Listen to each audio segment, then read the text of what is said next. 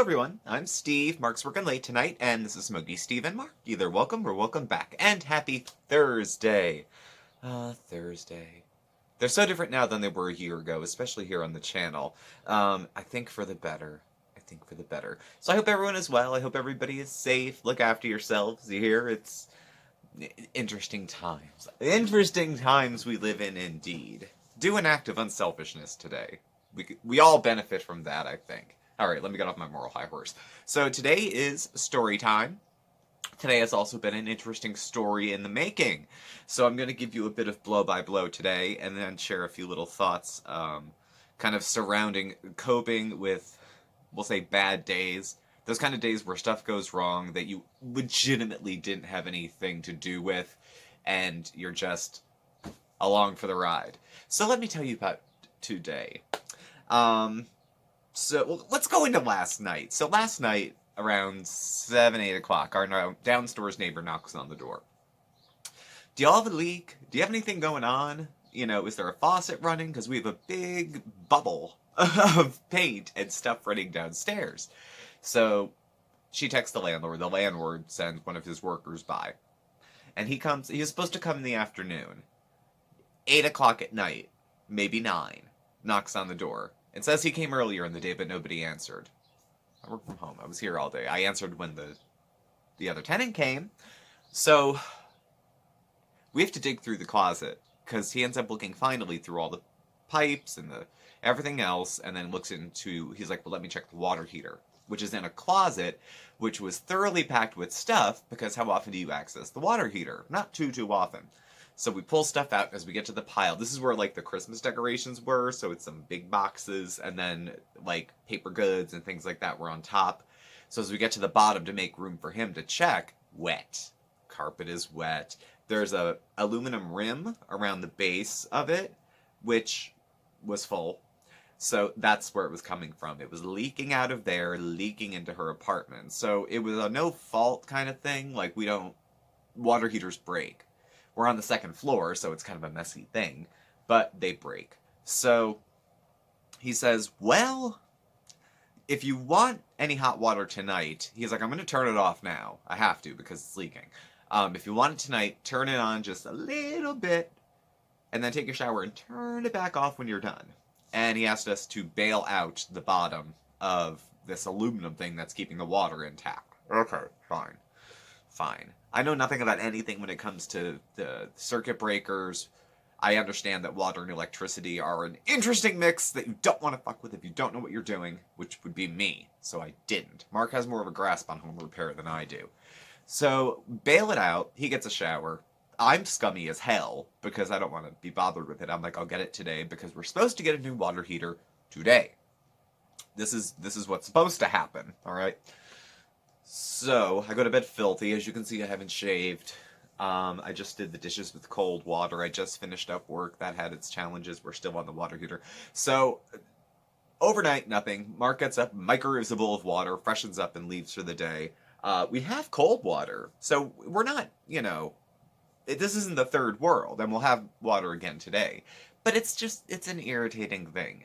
What's also irritating? I'm working from home today. Now, I was supposed to be on the road all day today. It's a beautiful day, a little chilly, feels like fall, very sunny, and I thought, great, I'm gonna be out on the road. I already got a company vehicle, and they're like nice, they're slick, they're little Volkswagen things. Very, very fun to drive fast, but and I had to, it was either Mark or I were gonna have to be home while this was going on for a number of reasons. Wanted to be home. It's his long day. And he's booked because it's his long day. So I work from home most of the time, and tomorrow was the first day I was going to get to go out, but we agreed, and I agreed, and even though it was frustrating, it makes the most sense, and I offered, and I don't regret offering, that I was going to be the one who stayed home. I would do my in-person meetings on Zoom. That went better than I thought. That was a good thing today. And I would just wait. So last night, dude says, well, when should I come by tomorrow? Like it matters what time they come when they want to come. He said, maybe between 12 and 12:30. I'm like, okay. He's like, I'll call about half an hour ahead. It is currently 4:47. No texts. No call. Mark had texted the landlord, who all he did was text Mark the number of the construction guy, the maintenance guy who's going to be coming. Every half hour, I have to continue to bail out the little aluminum tray under it, because even though the hot water is turned off and there's nothing coming into it, it's leaking through the control panel. So with no water coming in, there's water coming out.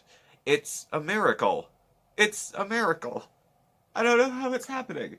So, because I want to keep Bandit safe in case anybody comes in and out, I keep him in the bedroom. So I brought him his food. He came out to use the litter box. It's like he has a little staycation in the bedroom. But I don't want to keep him locked up all day. So every once in a while, because I don't know when dude's coming, and I don't want to grab Bandit and scare him and chuck him into the bedroom. But whenever we have company that don't understand Bandit would likely run out, they just leave the door open, start chatting. So Bandit's currently safely in the bedroom with stuff to eat, and he's had a chance to use the restroom himself, and I hope he takes a big fucking dump right before they come in here 6 hours after they said they were going to go work on that. But anyway, so I have 2 presentations to give in the next couple days. Okay, tomorrow at 11, Saturday at 11. I don't work Saturdays generally, but this was from a county administrator who pays my salary. So, no, it doesn't come out of my mouth. And it's only an hour, I guess, whatever. Issue being, I haven't had time to sit down and write the presentation I'm doing Saturday because I have to do it from scratch. It's not a topic I'm familiar with. It's only because they requested it, because again, no doesn't mean anything. No means yes. Yes means yes. So I said I would do it. So I sat down today to do it, and wasn't going too bad, and I'm relatively fluent in PowerPoint. You know, I'm not really great with a much higher level of technology with that, but with PowerPoint, I'm fine, and that's all they're looking for this. Something with PowerPoint. They said interactive. I'll let people answer questions. There's your interaction. Everyone else go on silent while I'm talking. I'm going to put my screen on screen share, and you can shut up. So I prepared that this morning. That off and on, because I'm checking the phone to see if anyone's calling. I'm trying to use the hotspot on my iPhone. I'm not iPhone, Apple savvy at all.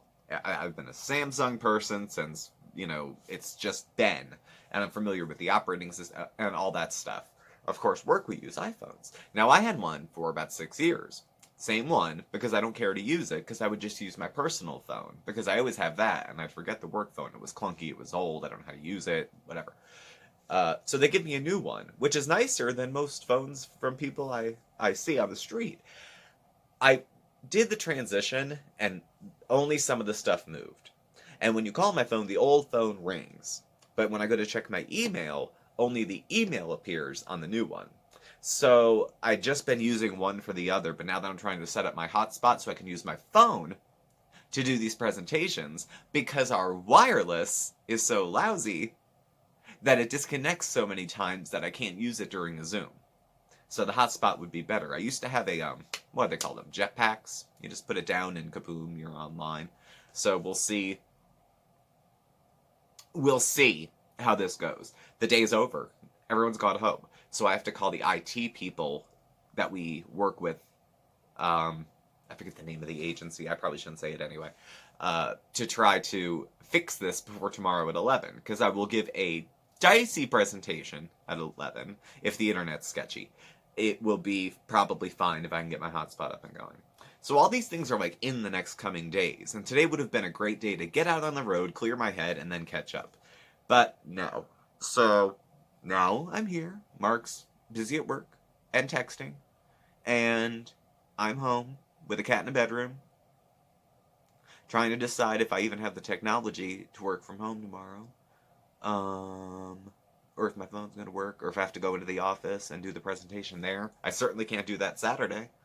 So I'm not sure how that's going to resolve. We priced out and found the new equipment that I think we're going to get. But I'm not going to have it by tomorrow at 11. So I'm going to have to get crafty. If I have to go into the office, I have to go into the office. But I really prefer not to. Because if I go in, it's company policy now. You have to go for the entire day. You can't go in and just use your resources for what they need to be used for. And then kill time in the office for the rest of the day. you have to go and stay the entire day, and I don't really have a day's worth of shit that I could do in the office. That couldn't be done at home well, if not better. Because my office is here now. I'm not piling up, 80 pounds of paperwork and bring to the office, which I'm only going to bring home again when the numbers go up, or if they do. So silver linings, silver linings. This is what they call about in AA circles, life on life's terms. Meaning, I don't get to have it my way all the time. A lot of times when I can point back at my history in life and the things that didn't go my way, very often I was the person who caused them. I was the person who set the path of destruction. And then cried self-pity about it too, and wanted everyone else to feel sorry for me. It's very hard to feel sorry for someone who cuts off their own legs and then says they can't walk. So, I totally get that. This is just one of those one thing after another days. And there's no one to be mad at. It's just things happen. And the order in which things get dealt with, it's tough. Because all these things went at the same time. Earlier, I was trying to boot up my laptop, and I thought, oh, the battery's dead. So I plugged it in, and when I opened it, it was at 70%. I'm like, you can't die too. I can't teach on a cell phone. I can't. I mean, I could do y'all, because you can always talk to your friends on a cell phone. It's hard to lecture from one. What am I going to do, screen share from here? We'll figure it out. So life on life's terms in the 12-step circles, meaning, I don't choose the terms. Life happens. Life doesn't happen to me. Things don't happen to me. They just happen. So trying to keep free of kind of like self-pity and self-centeredness with oh, my life's a fucking waste. Look at all this that happens to me. My effing luck. Blah, blah, blah. And it's easy to fall into, and I do it particularly well, in case you haven't listened to the first 12 minutes of this video, but also trying to keep right-sized and keep in the right place. Like, is this guy busy? Or is he legitimately sitting in a Burger King parking lot smoking Swisher Sweets? Not Swisher Sweets. Black and Milds, probably. I met him. And just killing time until 5 o'clock. Purposely deciding to ruin my day. And be late. Or is it just hard to find a freaking water heater that fits in a closet that small? The phone issue I had when I contacted work and that they said call the IT company, maybe it's because she didn't want to waste my time on something that she couldn't fix and wanted to send me to an expert. Or better. So I wasn't being blown off, I was being redirected. But when you're feeling like things aren't going your way, those, answers don't come quick. Like, we have a downstairs neighbor, and she's lovely, and they're loud folks. Not, they're just loud. They're loud neighbors. They're not blasting music. I don't hear video games jumping. We had that with some neighbors a few years ago. They're just heavy-footed. When they talk to each other, they talk from one end of the house to the other, and their apartment is from one end of the building to the other, so they're just loud folks.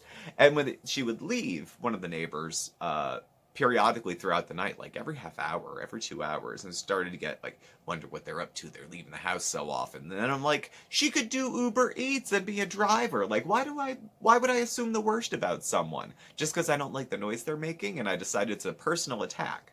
Their interactions, and how they've interacted as a family for years, is a personal attack on me because I'm trying to get some sleep and they're being loud. Now, if we had discussions as a neighbor about it, yes. And it's fine. We're cool. They're very chill. I got to run into them last night because it was flooding their bathroom. But assuming the worst, and assuming it's a personal attack, that everything is a personal attack, it's a very hard thing to get out of, to think, again, things just happen. They don't happen to me. They happen around me, and I have to admit a bit of schadenfreude if they happen near me, and I kind of not so proudly think this person deserves to have bad things happen to them. I might hang around to see that. That's not kind, but I'm only human. And there's a handful of people I'm waiting just to see how things turn out. So I'm just keeping an eye on the ball. So, what are the lessons?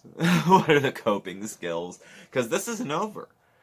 Mark will be home around 7. This guy, how much do we want to bet that he's not going to get here until Mark gets home? If he gets here before Mark gets home, I know Mark has had a very long day, but I gotta pass the baton and take like an hour and go for a drive and get out of the house because I've been here all day waiting. And waiting for me creates anxiety. It's peeking out the window. It's wondering if they're coming. Can I start this task? Like, I waited all day to do dishes because I didn't know if I'd get interrupted in the middle. And then Bandit, I haven't had time with him because he's staying away from the door. So I pop in to visit him and then pop back out.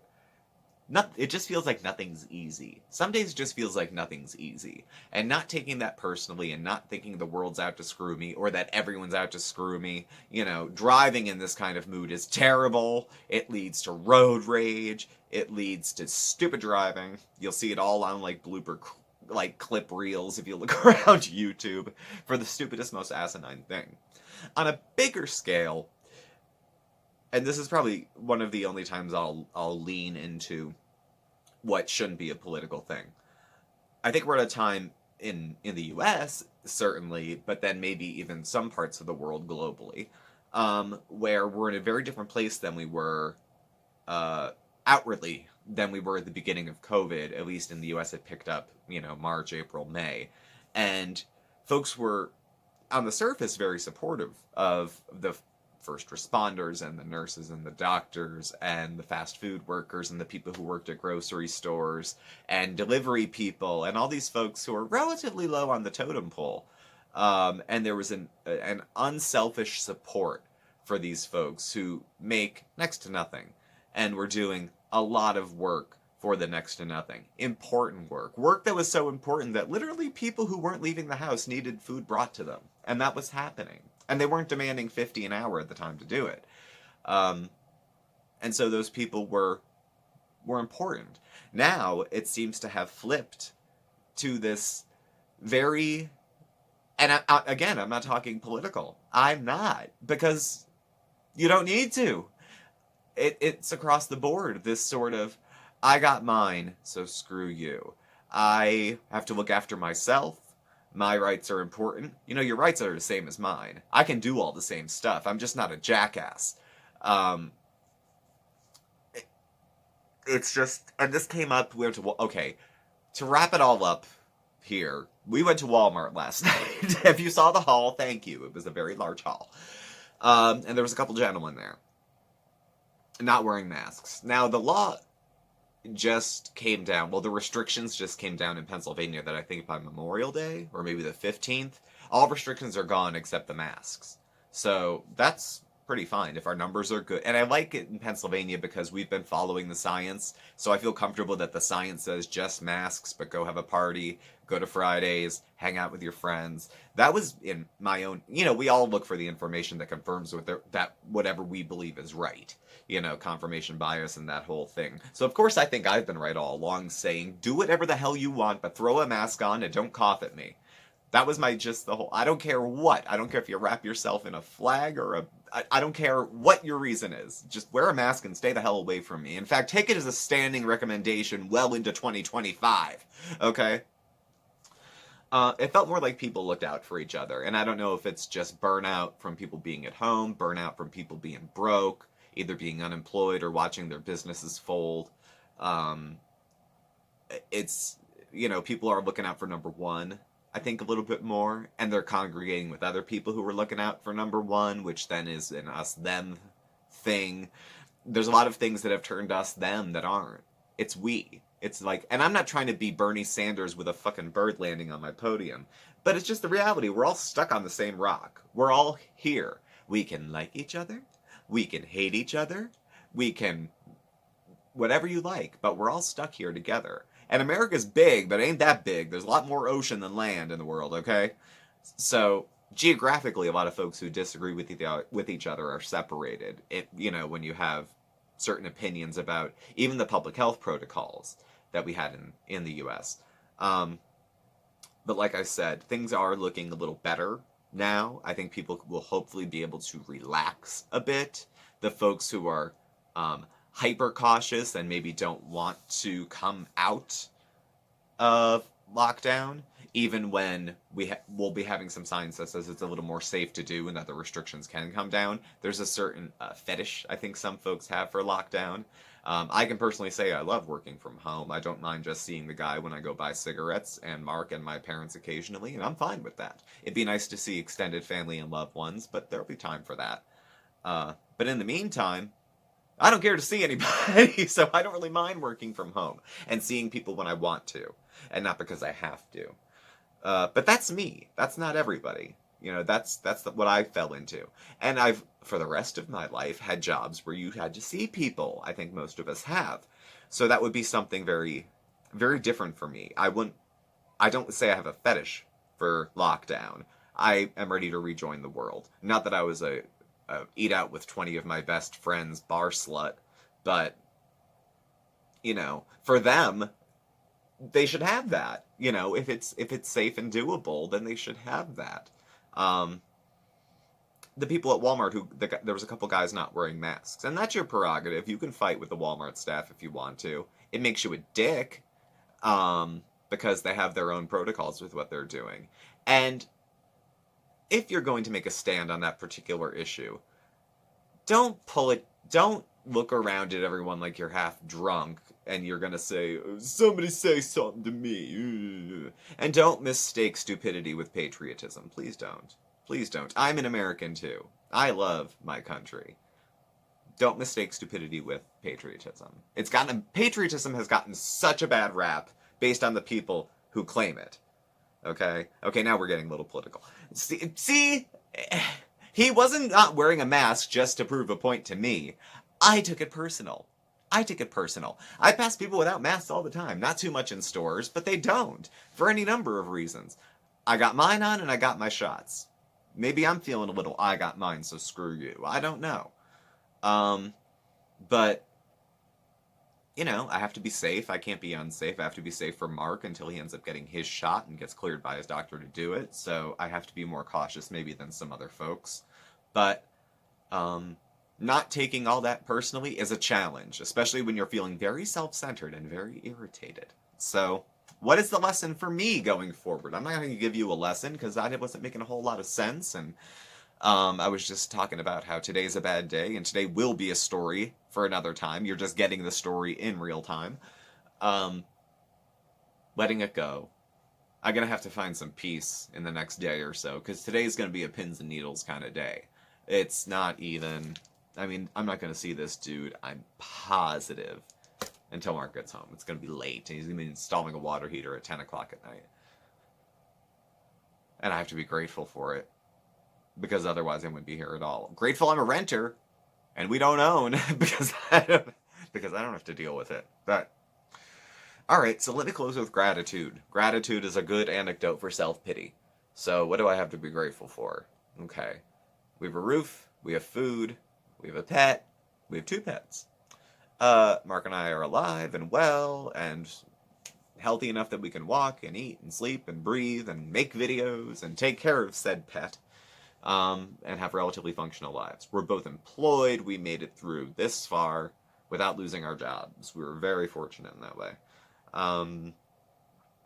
We had hot water for a long time. What's a day? I think half the world's population doesn't have access to even clean water, let alone water, period. So, we're okay there. Still have some entertainment. I got Miss Huzzy up right now. He's keeping me company as the day goes on. And I'm just, I don't know. It's just a day to myself, I guess. I was very productive work-wise because I wasn't on the road and I felt a push to be extra productive. So, I did that. And I got ahead there. I resolved an issue I was having with my work, or in the process of resolving that, and that's been a month-long issue I've been having that I put off dealing with. So I was more productive. I was more productive. I can cut a chin strap now, probably, because all this shit is thick. I grow down to here and then way up to here. People say, I've been told, I won't say people as in everybody, I've been told I have relatively nice skin. I think that comes from the microdermabrasion of ripping off the top layer every time I shave. So I can hopefully get a hot shower later. Hopefully there's that. We have cold water. Did the dishes with the cold water. There's that too. And Mark will be home. I'll be working from home tomorrow. Tomorrow's presentation material I'm very comfortable with, so I'm not nervous going into. I'll be nervous like an hour before, but I'm always nervous before I talk in front of a group. Not y'all, but in front of like a group of like administrators and social workers who have been doing it so long that they've lost touch with the fact that it's human services. Human is the first word, but what can you do? So I'll be a little nervous for that, but that wraps up Friday. TGIF is on the way, and here's to it. Here's to it. 1 day at a time, 1 hour at a time, 1 minute at a time. The fact that I haven't gone off the deep end yet today says something for resilience. Not mine, but as a thing that people are resilient, you know. And there was another idea they used to have in the 12-step world that was you can start your day over anytime. So if you're feeling like a raging bastard, just hit a pause and just start the day over. If you have to do it a bunch of times, start it over. There wasn't a lot of 12-step wisdom that I took with me, but there was a handful of things there that I did bring with, and some of the little, I don't know, platitudes came with. And starting the day over is a good one, because I can have a shitty day now up until 6 p.m., but then still have a good evening. I don't have to keep dragging it along and ruin my whole Thursday. So that will be my own, you know, Steve's going to work on that for the rest of the day. Not going to ruin the rest of my day, just because I had what felt like a really weird and awful 24 hours. So thank you all for listening and for watching. Not sure if I would have listened to this far to the end, but you're a trooper too, so thank you. Please do subscribe, hit the notification bell on your way out so you get the alerts when we have new videos and also when they go live. You can follow Mark and I on Facebook at SmokeySteveAndMarc, or on Instagram at SmokeySteveAndMarc, or on Twitter. Our handle's at SmokeySteveA. Our email address and our contact information's all listed below as well. Thank you again, and we will catch up with you tomorrow. Thanks for watching. Any suggestions for ideas, new video content, new stories, don't hesitate to leave them below as well. Thanks for watching. Bye.